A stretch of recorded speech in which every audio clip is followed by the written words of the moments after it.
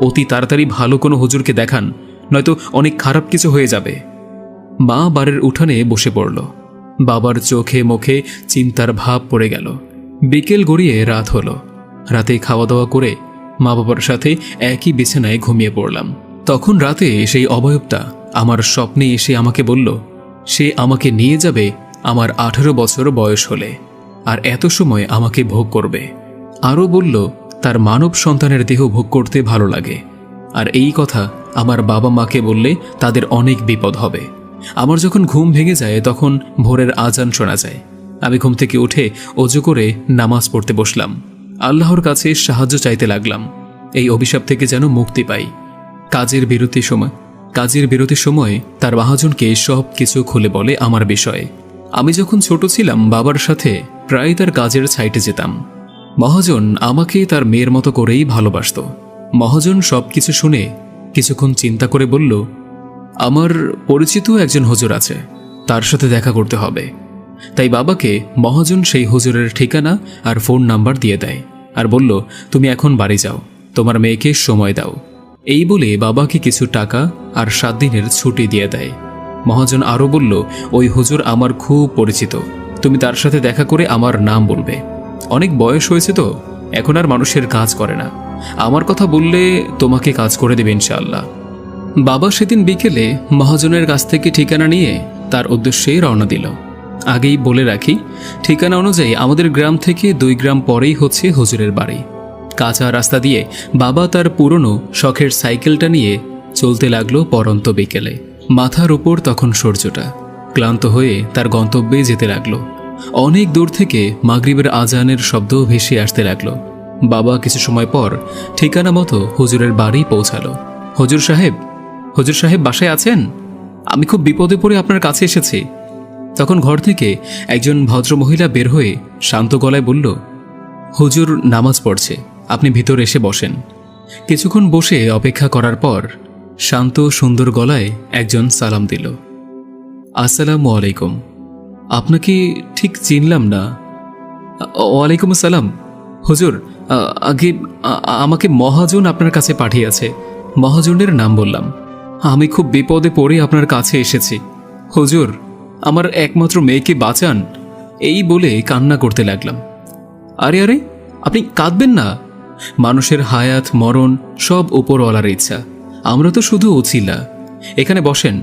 আপনার মেয়ের ঘটনাটা কি আমাকে একটু খুলে বলেন, কিছু লুকাবেন না, যা বলবেন। আমি প্রথম থেকে শেষ পর্যন্ত সব কিছু খুলে বললাম। হুজুর কিছু সময় মুখ গম্ভীর করে বলে উঠল, সবই বুঝলাম, আমি কালকে আপনার বাড়িতে যাব।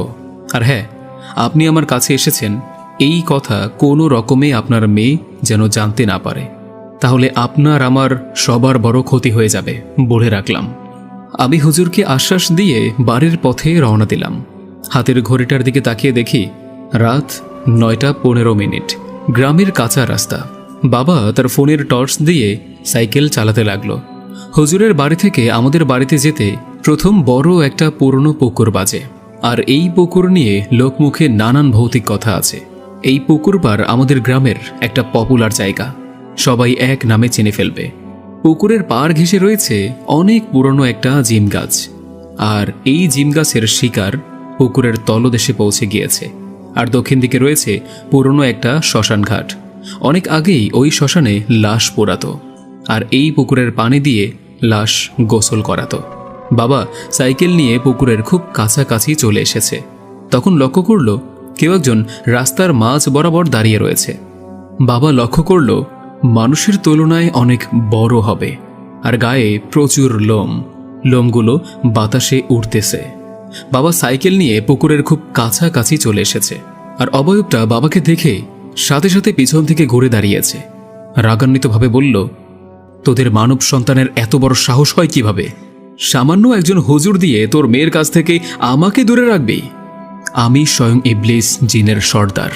তোর মেয়েকে আমি ছোট থেকেই পছন্দ করে এসেছি। তোর মেয়ের বয়স যখন 5 বছর, তখন তোর ভাইয়ের ছেলের সাথে খেলা করতে করতে তোদের বাড়ির পিছনের তেঁতুল বাগানের ভিতরে চলে যায়। তখন ছিল অমাবস্যার আগের দিন। আমি তখন তেঁতুল গাছের উপর বিশ্রাম নিতেছিলাম। তখন তোর ভাইয়ের ছেলের সাথে তোর মেয়ের কথা বলার কারণে আমার বিশ্রামের সমস্যা হয়। তখন তেঁতুল বাগানের পাশের পুকুরে তোর ভাইয়ের ছেলেকে চুবিয়ে মারি আমি। তোর মেয়েকে তখনই মেরে ফেলতাম। তোর মেয়েকে আমার তখন ভালো লেগে যায়। আমি তখন থেকেই তোর মেয়েকে আজ পর্যন্ত চোখে চোখে রেখে এসেছি। আমি প্রতি রাতে তোর মেয়েকে দেখতে আসতাম। তোর মেয়ের শরীর আমাকে অনেক আকর্ষণ করে তোলে। তখন থেকেই তোর মেয়ের সাথে যৌন সম্পর্কে জড়িয়ে যাই। তোর মেয়ের 18 বছর বয়স হলে আমি স্বয়ং ইবলিস জিনের সর্দার তোর মেয়েকে নিয়ে যাব। আর তুই এখন ভাবছিস তুই হুজুরের কাছে গিয়েছিস আমি কিভাবে জানলাম? শোন বোকা মানব, আমি স্বয়ং ইবলিস জিনের সর্দার। আমি সব মানুষের মগজের কোষে কোষে থাকি। আর তোর বাড়ি আমার অনেক পিচার সেনা আছে যারা সব খবর আমাকে দেয়। অবয়বটা আরও বলল, বৃথা চেষ্টা করিস না, এবারের মতো তোকে ছেড়ে দিয়ে গেলাম। এই বলে বাতাসের সাথেই মিশে গেল।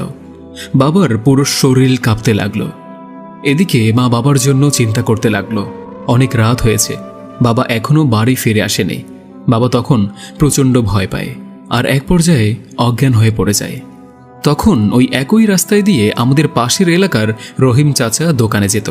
তার বাজারে মিষ্টির দোকান আছে, অনেক রাত পর্যন্ত বেচা কেনা করে।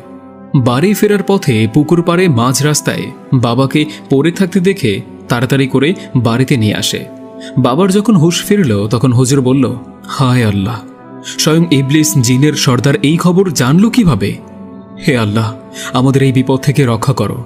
হুজুর বলল, আমাকে আপনাদের ঘরের একটা নির্জন রুম দেন, আর আমি ঘরে থাকা সত্ত্বে কেউ যেন ঘরে না ওঠে। হুজুর রুমে গিয়ে দরজা বন্ধ করে তার বন্ধু জিনদের স্মরণ করল।